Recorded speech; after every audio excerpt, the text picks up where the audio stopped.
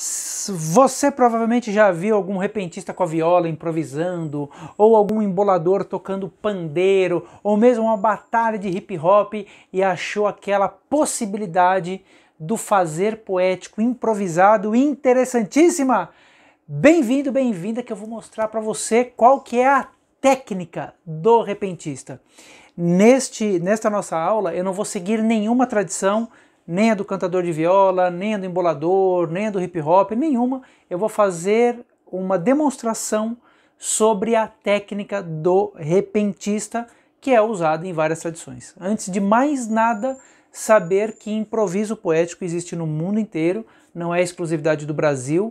Existe improviso poético na Índia, nos países árabes, na Europa, na África, na América Latina inteira. Só no Brasil nós temos a trova gaúcha, o cururu, o maracatu, parte dele é improvisado, a embolada, o improviso de viola do interior do Nordeste. São muitas e muitas manifestações. Meu nome é César Obeide, eu sou escritor, palestrante e poeta, e parte do meu trabalho é voltado à poesia. Vários dos meus livros são escritos na forma de poesia, e eu tenho um carinho especial e muitos anos de pesquisa em cima do improviso do repentista, do chamado cantador de viola, aqueles poetas nascidos no interior do Nordeste que fazem a famosa cantoria improvisada. Lembrando que, e eu peço que você tenha muita atenção para não confundir, você que conhece o meu trabalho com a literatura de cordel ou com os cantadores de viola, para não confundir o que eu vou demonstrar aqui com o trabalho dos cantadores de viola. São manifestações diferentes. O que eu faço aqui é uma forma muito mais solta, muito mais livre de improviso, que eu uso nas minhas performances, sem a viola. Quando eu estou com a viola, eu, César, faço o improviso ligado ao cantador, mas aqui eu vou dar uma dica para você fazer isso mais solto. Então, estou falando isso, insistindo um pouco. Caso você conheça o meu trabalho com a literatura de cordel, são coisas diferentes, por favor, não confunda. Se você quiser aprofundar na literatura de cordel e no repente de viola, eu indico dois cursos. O meu, chamado Conexão Poesia de Cordel, curso completo, e indico o curso do repentista Edmilson Ferreira, chamado Desvendando os Segredos do Repente, no qual ele conta toda a história, todas as modalidades da cantoria de viola. É um curso extraordinário. Esta nossa aula aqui está no meu curso, Como Fazer Versos de Improviso, e aí eu trago isso para você que é palestrante, professor, contador de histórias, ou quer trazer essa poesia improvisada no seu contexto social ou familiar. Eu vou te dar recursos para isso, ok? Primeira coisa a saber é que, se é poema, tem o quê? Rima. Se é poema, tem rima. Rima é uma combinação, meus amigos, por meio do som, certo? Rima não tem a ver com significado. Pincel combina com quadro, mas quadro não rima com pincel, certo? Caneta combina com papel, mas caneta não rima com papel. A combinação da rima, ela é sonora, ela é por meio do som. Há vários tipos de rima. A rima que é parecida, ou seja, o som parecido, por exemplo, ora, viola. Ora, viola. É um som parecido. Astro, pasto. Tá vendo que não é o mesmo som? Por quê? Porque a rima começa em uma vogal. Qual vogal? Vogal tônica. Então, saiba disso. A rima começa em uma vogal tônica. Qual que é a vogal tônica de ora? Ora. Qual que é a vogal tônica de viola? Ola. Ora e ola não é o mesmo som. Qual que é a sílaba tônica de astro? Astro. Qual que é a sílaba tônica de pasto? Pasto. São rimas parecidas. Para você ter uma ideia só, não precisa se preocupar com isso. No cordel e no repente de viola, esse tipo de rima não pode. Aqui a gente pode. E a rima perfeita é exatamente aquela rima que tem o mesmo som. Então, compreenda que tudo que você for fazer a partir de agora, você vai pensar na rima sonora, que não é a mesma gráfica. Mesa rima com beleza, né? Mesa com S, beleza com Z, combinado? E aí a dica, pessoal, que eu dou para vocês, e está no meu curso Como Fazer Versos de Improviso, aqui você tem as informações como fazer isso, é assim: faça uma quadrinha, estrofes de 4 versos.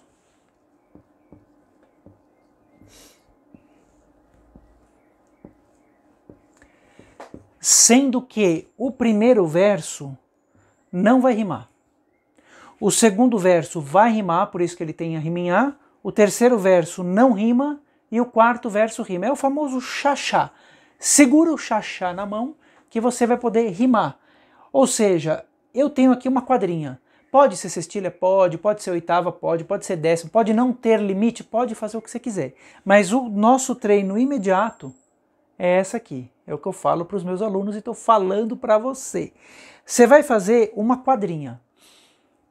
Estrofes de 4 versos, sendo que as rimas estão nos versos pares. Segundo passo. O que você quer dizer? Quero fazer um poema sobre o João que caiu. O João que caiu. Esse é o meu poema. Quero fazer um poema sobre o João que caiu. Eu posso colocar rima em João? Posso colocar rima em João. Então, se eu colocar aqui a rima João, né? Eu posso colocar, aí eu vou fazer assim. Vejam só aquele rapaz, primeiro verso, veja só aquele rapaz que causou a confusão, que no chão ele caiu, ai que pena do João. Deu para entender? Mas eu poderia fazer de outra maneira, eu poderia fazer o caiu aqui. Então eu não vou rimar aqui com João. Eu vou pôr que ele caiu, mas não se machucou.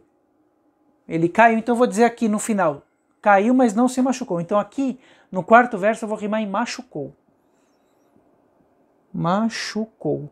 Então eu vou falar assim, eu tô vendo esse João que na mesa tropeçou, que eu vou rimar em machucou. Eu tô vendo esse João que na mesa tropeçou, ainda bem que ele caiu, porém não se machucou. Ou seja, nestes 2 exemplos bem simples, o que eu quero dizer para vocês? Que para fazer um poema de improviso, você precisa saber o final. Para fazer um poema de improviso, você precisa saber o final. Eu diria que mesmo quando escrevo poesia, é muito interessante saber o final. A poesia, ela segue essa ordem inversa. Você começa de baixo para cima. Mas eu posso sair fazendo um poema sem saber como que eu estou terminando aqui? Claro que pode. Só que a chance de você se atrapalhar é muito grande. Eu digo no meu curso que às vezes eu começo a fazer um poema, quando eu estou fazendo mais solto, eu não sei como eu vou terminar. Então às vezes eu começo, né? Eu começo aqui uma rima, eu comecei um começo da estrofe bem bacana. Quando eu estou aqui eu já estou pensando no final. Mas às vezes dá certo e é muito bacana, às vezes fica capenga. Eu saio do problema, eu resolvo a rima, mas eu não faço um verso marcante. Quando eu estou com a viola, e aí na viola não tem quadra, certo? No cordel e no repente de viola não existe quadra. Existem a partir de 6 versos, né? Quando eu estou com a viola, sempre eu penso no final. Não dá para começar um poema sem fazer do final. Tanto que os motes na cantoria, os motes são as 2 últimas linhas de uma décima. Então, com certeza, o poeta é obrigado a fazer de baixo. Ele vai montando a estrofe de baixo para cima. Ele começa do começo, claro, mas a montagem vem de baixo para cima. Então faça isso mesmo. Você vai ter uma condição de criar um efeito para o seu poema muito interessante. Agora, para esse tipo de poesia, a gente não se preocupa muito com a métrica. Ou seja, não há aquela exigência de o seu poema ser metrificado, como se você estivesse fazendo literatura de cordel, que se não tiver 7 sílabas, 5 sílabas ou 10 sílabas não é cordel, ou não é repente, não é isso. Mas você precisa de um ritmo. As 7 sílabas, com certeza, fornecem a melodia mais conhecida para nós brasileiros. Nós temos Batatinha quando nasce, 7 sílabas. Terezinha de Jesus, a barata diz que tem, tudo 7 sílabas. Água mole em pedra dura, várias canções populares, ou seja, as 7 sílabas estão presentes na cultura brasileira. Diferente dos países de língua inglesa, onde você tem muito mais 8 sílabas, tanto que os limericks possuem em alguns versos 8 sílabas. As 8 sílabas nós não temos aqui com frequência no Brasil, mas as 7 sílabas, parlendas, ditados, tem um monte de exemplo de 7 sílabas. Então você pega alguma melodia de 7 sílabas que você gosta e treina, porque mesmo que você não tenha exigência para fazer o verso realmente medido nas 7 sílabas, mas você vai conseguir pôr um ritmo. E o improviso falado, você precisa também colocar um ritmo. Porque mesmo quando eu faço um improviso falado, eu vou falar uma história do garoto do meu lado e para ele a minha rima no meu verso improvisado. Vou dizer nesse recado, falo baixo, eu dou um grito, olha a cara do garoto, que ele é muito bonito. Eu fiz 2 quadrinhas. Uma rimando em ado aqui, certo? E a outra rimando em ito. Falo baixo, eu dou um grito, que ele é muito bonito. Eu não cantei, não usei nenhum instrumento, mas eu coloquei um ritmo. Olha, vou falar desse garoto, não sei, o hip hop é o exemplo máximo disso, onde eles colocam aquela cadência. Tá, tá, tá, tá, tá, tá, tá, tá, tá. Tem o cara que fica fazendo o beatbox e ele vai fazendo, o poeta vai fazendo o seu improviso em cima de um ritmo. Mesmo sendo um improviso falado, eu aconselho que você use o ritmo para poder construir a sua estrofe. Ok? Se você quiser conhecer o meu curso, Como Fazer Versos de Improviso, as informações estão aí, os meus outros cursos online, os meus livros e as minhas palestras. Procure todas as informações, você vai encontrar aqui. Valeu, pessoal! Viva a poesia e vamos improvisar sem parar!